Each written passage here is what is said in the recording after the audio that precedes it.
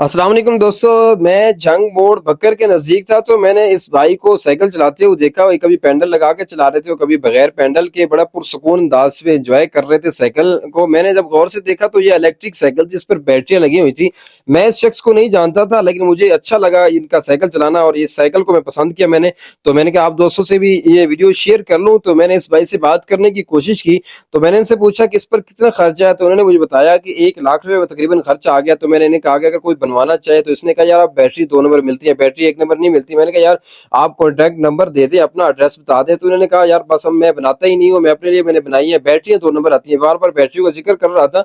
तो वैसे टैलेंट की कमी नहीं है पाकिस्तान के अंदर, इस तरह की साइकिल तैयार की जा सकती है। जो ये इंजीनियर लोग होते हैं वो इस तरह की साइकिल तैयार कर सकते हैं। इससे जो है एक तो एंजॉय भी किया जा सकता है और सफर भी अच्छा गुजर सकता है और एक्सरसाइज भी हो सकती है, क्योंकि ये पैडल से भी चलती है और बगैर पैडल की मतलब बैटरी से भी चल जाती है एट अ टाइम। तो इस तरह की साइकिल तैयार करने से मेरे ख्याल में ये अच्छा फायदा होगा लोगों के लिए और लोग बड़ा शौक से ये खरीदेंगे। और आजकल के जदीद दौर के अंदर तो सोलर पे भी वो बैटरी चार्ज की जा सकती हैं। तो मैं गुजारिश करूंगा ये इंजीनियर हजरात जो है सामने हैं, जो जीपें और गाड़ियां वगैरह तैयार कर रहे हैं, मेरे ख्याल के मुताबिक ये कम खर्च और बालानशी होगा। इससे एक तो सफर भी हो जाएगा और इंजॉय भी हो जाएगा और साथ में एक्सरसाइज भी हो सकती है।